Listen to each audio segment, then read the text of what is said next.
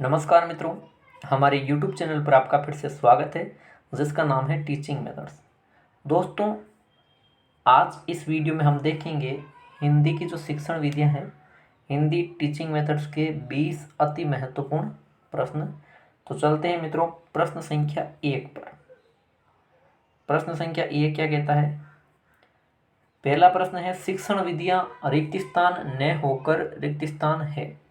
अच्छा प्रश्न है और बिल्कुल ये क्रिएटेड क्वेश्चन है, अप्लाइड क्वेश्चन है भाई, है ना। अच्छा प्रश्न है। देखो, इसमें आप जब चारों विकल्प देखोगे तो आपको प्रश्न लगेगा कि हाँ, चारों ही सही हो सकते हैं। कैसे? शिक्षण विधियां एक में तो बताना है क्या नहीं है, ठीक है, और एक में क्या है। तो देखो, शिक्षण विधियां प्रक्रिया न होकर क्रिया है या क्रिया न होकर प्रक्रिया है। शिक्षण विधियां प्रजातांत्रिक न होकर प्रभुत्ववादी है या शिक्षण विधियां गतिशील न होकर स्थिर है। देखो मित्रों, अभी जो पिछला वीडियो हिंदी शिक्षण वीडियो का था, 2 दिन पहले मैंने डाला था, वो उसकी बात करूँ अगर, तो उसमें ये एक शिक्षण वीडियो से ये प्रश्न था गतिशील स्थिर का। तो कंफर्म भी मैंने वापस और भी कर चुका हूँ मैं कंफर्म। इसके अलावा बता दूँ, एक दो जो कमेंट आए थे उनको, कि जो शिक्षण विधियाँ होती है ना वो बिल्कुल गतिशील होती है भाई, ठीक है। शिक्षण विधियाँ बिल्कुल गतिशील होती है, स्थिर नहीं होती।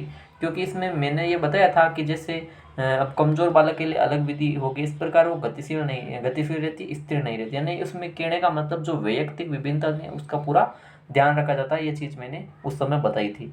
अब देखिए यहाँ पे शिक्षण विधियां न होकर क्या है। तो देखो, शिक्षण विधियां गतिशील न होकर स्थिर है, उल्टा हो गया है, तो इधर आना चाहिए था, स्थिर को इधर गतिशील, ठीक है। तो इस विकल्प को हटाऊंगा। फिर ये शिक्षण विधियां प्रजातांत्रिक न होकर प्रभुत्ववादी है। नहीं, प्रभुत्ववादी मतलब शिक्षक केंद्रित, प्रजातांत्रिक मतलब बाल केंद्रित, तो ये भी उल्टा आ रखा है, ठीक है। इस प्रकार आना चाहिए था, इसको बेटाओ। अब 2 विकल्प बचे, दोनों मिलेजुल है, मतलब कि मेलजोल से लग रहे हैं, इन दो में से उत्तर होगा। तो शिक्षण विधियां क्या न होकर क्या है भाई? क्रिया न होकर प्रक्रिया है। ये कथन बिल्कुल ही सही है।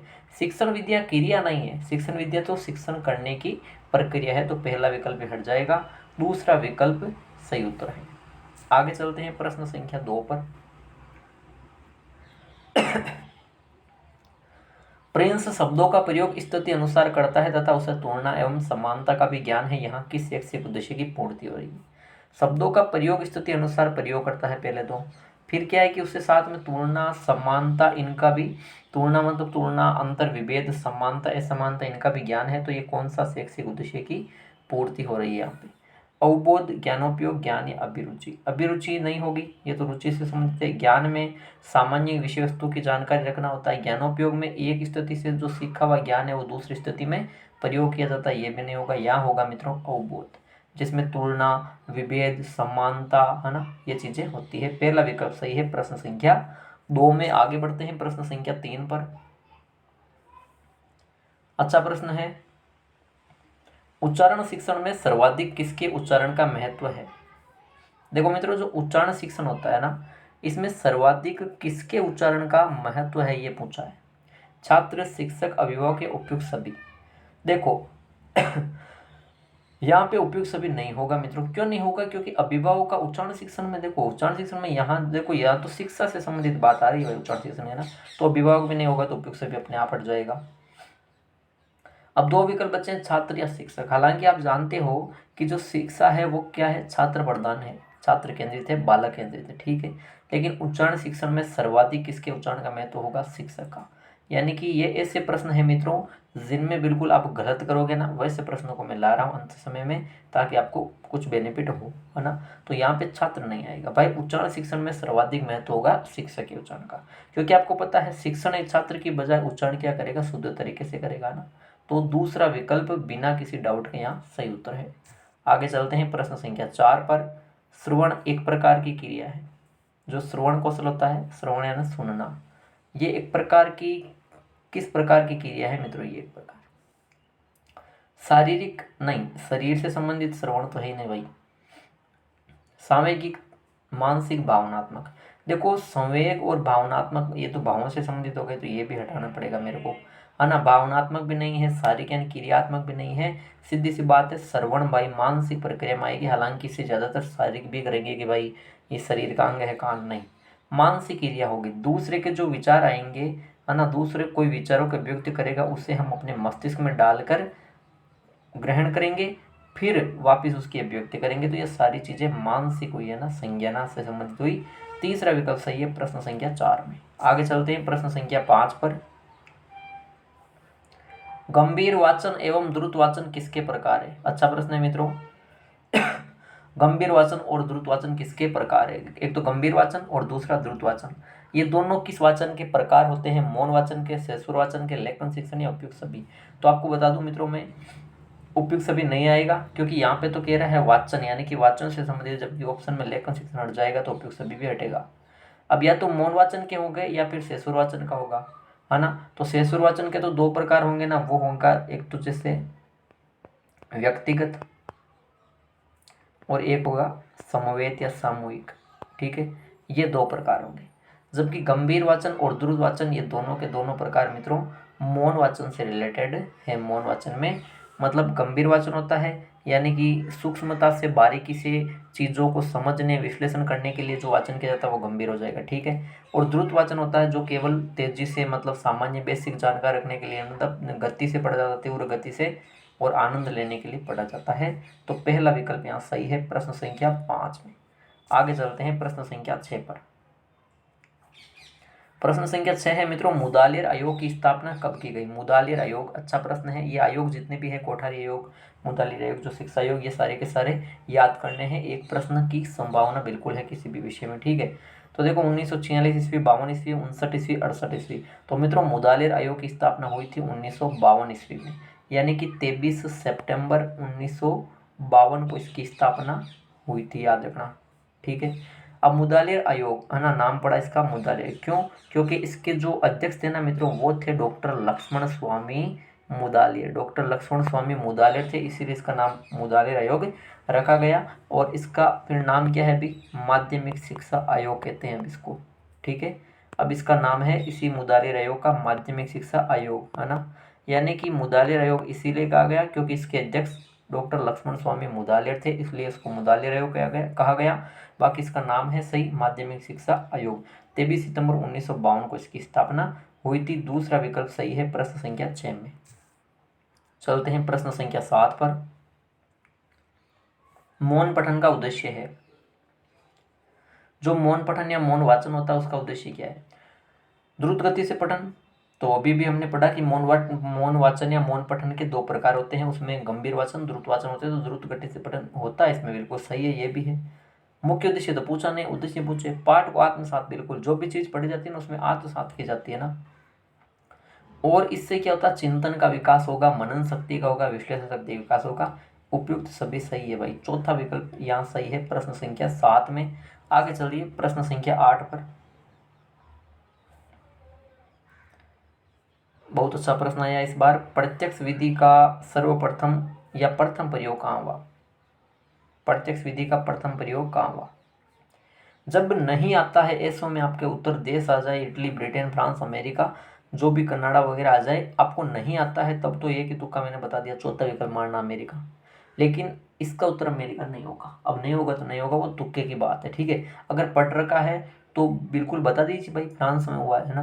प्रत्यक्ष विधि का प्रथम प्रयोग या सबसे पहले प्रयोग फ्रांस में हुआ 1901 में, 1901 में, ठीक है।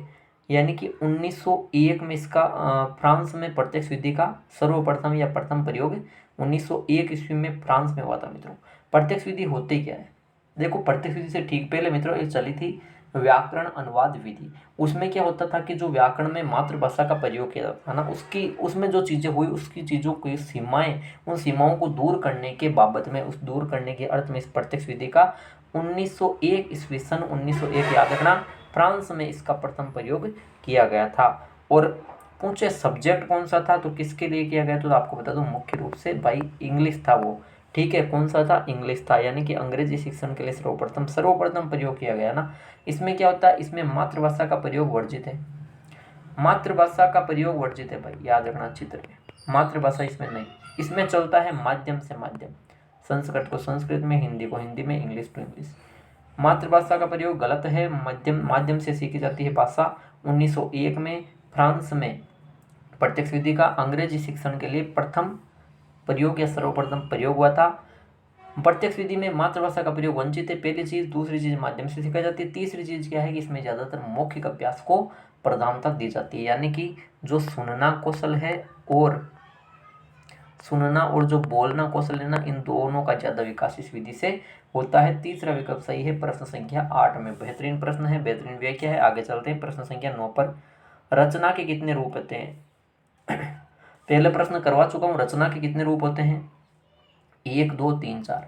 मित्रों रचना कैसे कहते हैं? देखो जो अपने जो मन के विचार होते हैं मित्रों, क्या जो मन के विचार होते हैं या मन के जो कह सकता हूँ भाव होते हैं या जो तथ्य होते हैं, है ना, इनकी कलात्मक अभिव्यक्ति, इनकी रचनात्मक कलात्मक या व्यवस्थित जो अभिव्यक्ति होती है ना, वो क्या होती है? उसे कहते हैं रचना। याद रखना, ठीक है। ये मित्रों 2 प्रकार से होती है। मुख्य रूप से पूछे रचना कितने रूप है? 2 रूप है। एक तो जब विचारों को बोलकर की जाती है वो होती है मौखिक, और विचारों को लिख कर की जाती है मित्रों वो होती है लिखित। दूसरा विकल्प सही है प्रश्न संख्या 9 में। आगे चलते हैं प्रश्न संख्या 10 पर। भाषा सीखने का मनोवैज्ञानिक चरण कौन सा है? भाषा सीखने के मनोवैज्ञानिक चरण टोटल 4 बता रखे हैं, ठीक है। कौन सा है? जिज्ञासा, अनुकरण, प्रयत्न या उपयुक्त सभी। आपको बता दूं मैं, भाषा सीखी जाती है, देखो बालक को उसमें जिज्ञासा होनी जरूरी है, उसका बालक अनुकरण करेगा तभी सीखेगा। पर्यटन, इसको तत्परता भी बोलते हैं, याद रखना, यानी कि वो पर्यटन करने योग्य होना चाहिए, बालक तत्पर होना चाहिए किसी चीज़ को सीखने होगी, या इसी फिर परिपक्वता भी कह सकता हूँ मैं, है ना, किसी चीज़ को सीखने के लिए परिपक्व भी होना चाहिए। तो पहला, दूसरा, तीसरा, ये तीनों के तीनों है। इसके अलावा एक और चौथा मैंने 4 बताया ना, चौथा कौन सा है? चौथा है भाई अभ्यास, ठीक है। चौथा इसका हो जाएगा मनोवैज्ञानिक चरण अभ्यास करना, यानी कि उपयुक्त सभी सही है। चौथा विकल्प सही है प्रश्न संख्या 10 में। आगे बढ़ते हैं मित्रों प्रश्न संख्या 11वें पर। बेहतरीन प्रश्न। कुछ प्रश्नों में आपको संदेह होगा, डाउट होगा, जो कि स्वाभाविक बात है, लेकिन उनका मैं क्लियर करता हूँ। निदानात्मक शिक्षण जो होता है उसके संदर्भ में कौन सा कथन सत्य नहीं है, कौन सा कथन गलत है? निदानात्मक में अंक प्रदान नहीं किए जाते हैं। निदान किसी विषय वस्तु के किसी एक भाग का किया जाता है। निदान में समय की कोई निश्चित बाध्यता नहीं होती है। निदान केवल सामूहिक किया जाता है। तो कौन सा कथन सत्य नहीं है, ये पूछा है। देखो निदानात्मक में अंक प्रदान नहीं किए जाते, सही बात है। निदानात्मक में अंक प्रदान नहीं किए जाते, ये तो सही बात है। निदान विषय वस्तु किसी एक का भाग, देखो निदान हालांकि पूरी समुच्चय विषय वस्तु किया जा सकता है, लेकिन टुकड़ों में भी किया जा सकता है ना निदान। जैसे कि मासिक टेस्ट लिया ना, पहला टेस्ट, दूसरा टेस्ट, तीसरा टेस्ट, तो उसमें सारों में क्या रहता है? एक एक भाग का निदान होता है। तो ये चीज़ भी बिल्कुल सही है मित्रों, दूसरा भी सही है, ये उसमें होता सत्य है ना, सत्य नहीं है पूछा है। निदान में समय की कोई निश्चित बाध्यता नहीं होती है, तो बिल्कुल ये भी चीज़ सही है, समय की कोई निश्चित बाध्यता नहीं होती। लेकिन मित्रों निदान केवल सामूहिक नहीं हो सकता, निदान तो व्यक्तिगत तरीके से भी किया जाता है। तो चौथा विकल्प आपका राइट आंसर रहेगा प्रश्न संख्या 11वें पे। आगे बढ़ते हैं प्रश्न संख्या 12वें पर। शानदार प्रश्न है मित्रों। ज्ञानात्मक उद्देश्यों को किसने प्रस्तुत किया? अच्छे प्रश्न है मित्रों। ज्ञानात्मक जो उद्देश्य आपने पढ़े होंगे उसको किसने प्रस्तुत किया? ब्लूम ने, सिम्पसन ने, कर्दवाल या लेविनकस्ट। तो मित्रों ऑप्शन दिए हुए उस अनुसार घूमना नहीं आपको, सीधी सी बात है। ज्ञानात्मक, भावात्मक और क्रियात्मक, इन पक्षों को नामित किया बेंजामिन एस ब्लूम ने, ठीक है। पहला विकल्प सही है प्रश्न संख्या 12वें में। आगे चलते हैं प्रश्न संख्या 13वें पर। लेखन क्षमता के आकलन के लिए जांच करनी होती है। मित्रों ये ऐसा प्रश्न है जहाँ पे आप घूम सकते हो, लेकिन घूमना नहीं है। लेखन क्षमता का आकलन करा, समझ रहे हो ना, आकलन से संबंधित काफी प्रश्न मैंने पहले करवा दिए। उन आकलन की अगर जांच करनी होती है तो किस प्रकार करेंगे भाई? किस चीज की करेंगे लेखन क्षमता? व्याकरण सम्मत भाषा की, सुंदर लिखावट की, विचारों की व्यक्ति की, अर्थपूर्ण वाक्यों की।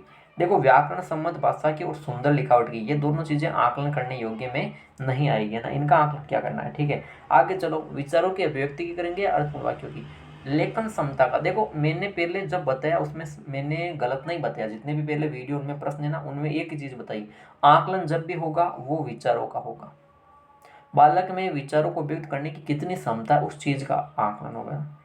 जैसे कि इस चीज का उत्तर ये है तो क्यों है ना, किस लिए है, तो ये चीज होती है। इसका मतलब क्या है कि इसमें विचारों की जो अभिव्यक्ति का मतलब उसमें कारण बताया जाता है भाई। जैसे कि क्यों, तो उस क्यों को लिए उसको क्या करना पड़ेगा? सोचना पड़ेगा, यानी कि जो अभिव्यक्ति करेगा फिर उसका उत्तर देने के लिए, तो विचारों की जो अभिव्यक्ति होती है वो इसमें क्या होती है? मोस्ट होती है ना। आप बताओगे अर्थपूर्ण वाक्यों की, तो बिल्कुल नहीं होगी भाई। आकलन के लिए अर्थपूर्ण वाक्य नहीं होती बल्कि विचारों की अभिव्यक्ति होगी। तीसरा विकल्प सही है प्रश्न संख्या 13वें में। आगे चलते हैं प्रश्न संख्या 14वें पर। प्रश्न संख्या 14 देखो, छात्रों की पठन कुशलता का विकास करने में सर्वाधिक महत्वपूर्ण क्या है? पठन कुशलता का विकास करना छात्रों को तो सर्वाधिक महत्वपूर्ण पूछा है भाई, है ना। अर्थ की अपेक्षा उच्चारण शुद्धता पर बल दोगे, विभिन्न संदर्भों से जुड़ी सामग्री पर भाषिक संरचनाओं का अभ्यास कराना, पाठ्यपुस्तक में दिया गया अभ्यास। देखो पाठ्यपुस्तक में दिया गया अभ्यास तो नहीं होगा, ठीक है। और इसके अलावा देखो अर्थ की अपेक्षा उच्चारण शुद्धता पर, तो पठन कौशल में अब अर्थ की अपेक्षा उच्चारण शुद्धता पर यह भी नहीं होगा। दो विकल्प तो हटा दिए, 50% मामला रहा है ना। छात्रों की पढ़ने की कुशलता का विकास करना है, तो कुछ बच्चे कहेंगे विभिन्न संदर्भों से जुड़ी सामग्री बताएंगे, वो महत्वपूर्ण ज़्यादा होती है। कुछ कहेंगे भाषिक संरचनाओं का अभ्यास कराना। दोनों में से आपको प्राथमिकता चुननी है विभिन्न संदर्भों से जुड़ी सामग्री पर, यानी पठन कुशलता का विकास करना है तो क्या होगा, ज़्यादा से ज़्यादा क्षेत्र विकसित होगा, यानी कि ज़्यादा से ज़्यादा सामग्री जो विभिन्न संदर्भों से जुड़े थे उन विभिन्न संदर्भों में प्रयोग करना सिखाना होगा, है ना, न कि भाषिक संरचनाओं का अभ्यास। दूसरा विकल्प सही उत्तर होगा। आगे चलते हैं प्रश्न संख्या 15। प्रभावी रूप से बोलकर अपनी बात कहने की योग्यता से संबंधित विषय वस्तु नहीं है। प्रभावी रूप से बोलकर कह रहा है अपनी बात को कोई, तो उस चीज से संबंधित कौन सी विषय वस्तु ऐसी है जिसमें वो नहीं कह सकता है? ठीक है, बताओ। भाषण, वार्तालाप, काव्य पाठ या ध्वनियाँ। तो मित्रों देखो, जो भाषण देगा तो उसमें भी वो अपनी प्रभावी रूप से बोलकर बात कह सकता है, सही है। वार्तालाप, बातचीत में भी अपनी तरफ से मतलब जो उसके विचार है वो बिल्कुल अभिव्यक्ति कर सकता है। और जो काव्य पाठ है उसमें भी वो बिल्कुल कर सकता है। लेकिन मित्रों ध्वनियाँ देखो, प्रभावी रूप से बोलेगा तो वो चीज़ होगी, प्रभावी रूप से बोलेगा तो वो होगी अर्थ सहित में, ठीक है। लेकिन ध्वनियाँ, अब ध्वनियाँ तो ये होती है क या फिर ल, अब इनको वो कैसे बोलेगा ना, इनसे वो प्रभावी रूप से बोलकर नहीं कह सकता। क्यों? क्योंकि इनका अर्थ नहीं होता, ये निरर्थक होती है, और निरर्थक कोई बात अपनी कहने का मतलब ही नहीं है। तो चौथा विकल्प सही उत्तर रहेगा प्रश्न संख्या 15वें पर। आगे चलते हैं प्रश्न संख्या 16वें में।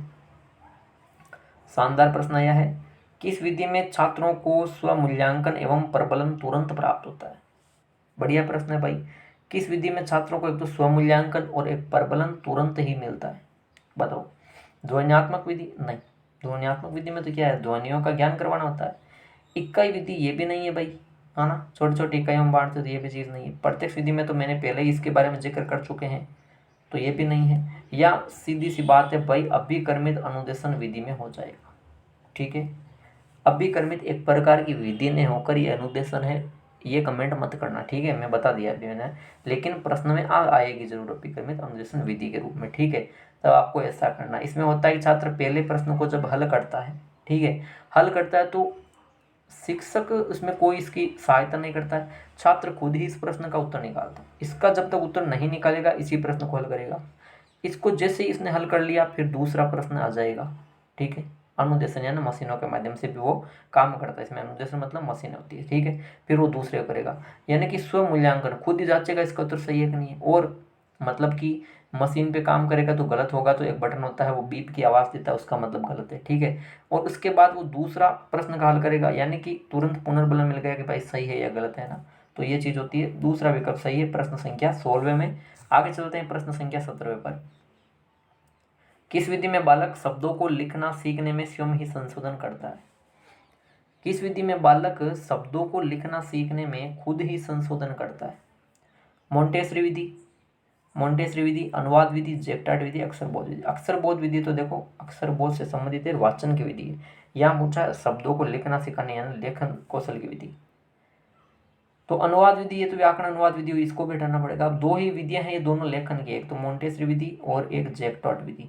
लेकिन इसमें पूछा कि खुद ही संशोधन करेगा, तो बालक पहले कुछ शब्द या वाक्य लिखेगा, फिर उनको जो मूल चीजें हुई उनसे मिलाएगा। मूल में इसका मतलब शुद्ध रूप क्या है ना, उनसे मिलाएगा और पहले अपने तरीके से लिखेगा, फिर अपने जो अशुद्ध होगी उनका क्या करेगा, संशोधन खुद ही करेगा। यानी ये विधि होती है मित्रों जैक्टार्ड विधि। तीसरा विकल्प सही रहेगा। मोंटेसरी में नहीं होता ऐसा, मोंटेसरी में तो आंख, कान, हाथ का प्रयोग होता है। तो तीसरा विकल्प सही है प्रश्न संख्या 17वें में। आगे चलते हैं प्रश्न संख्या 18वें पर। प्रश्न संख्या 18वां है, किसी पाठ को पढ़ने के बाद छात्रों के मन पर उस पाठ का जो प्रभाव पड़ता है उसे क्या कहा जाता है? पाठ को पढ़ लिया, उसके बाद छात्रों के मन पर उस पाठ का प्रभाव पड़ेगा, उसे क्या कहेंगे? अभिवृत्ति, अवबोध, ज्ञानोपयोगी, उपयुक्त सभी। देखो, अभिवृत्ति जिसे हम मनोवृत्ति भी बोल सकते हैं, सोच भी बोल सकते हैं, नजरिया भी बोल सकते हैं और दृष्टिकोण भी बोल सकते हैं। जैसे ही पाठ पढ़ लिया तो छात्रों के मन को चेंज करेगी ना भाई, मन पर प्रभाव पड़ रहा है, मनोवृत्ति, मन पे प्रभाव पड़ता है, तो इसका उत्तर तो यही होगा, अभिवृत्ति। अवबोध में तो तुलना, समानता, विभेदीकरण, वर्गीकरण, पहचान, ये सारी चीजें आएंगी। ज्ञानोपयोग में एक स्थिति का जो भी सीखा दूसरे में प्रयोग करेगा, ये भी नहीं होगा, तो उपयुक्त सभी नहीं होगा। इसलिए पहला विकल्प यहाँ सही रहेगा। आगे बढ़ते हैं प्रश्न संख्या 19 पर, आज का सेकंड लास्ट प्रश्न। काव्य शिक्षण के पाठ रूप का कौन सा प्रकार नहीं होता? शानदार प्रश्न है। काव्य शिक्षण के, याद रखना, मोस्ट क्वेश्चन है, पाठ रूप होते हैं ना, उनका कौन सा प्रकार नहीं होता? यानी कि पाठ रूप कितने होते हैं? 4 होते हैं भाई, पहले बता देता हूँ। एक होता है कौशल पाठ। काव्य शिक्षण में जब अभिनय किया जाता है, हाव भाव भंगिमा की जाती है, तो वो कौशल पाठ वो तो होता है उसमें। रस पाठ, बिल्कुल सरल कविताएं पढ़कर फिर आनंद की अनुभूति करता है, ये भी होती है। रसानुभूति तो काव्य शिक्षण का क्या है? मुख्य उद्देश्य, इसलिए ये भी होगा।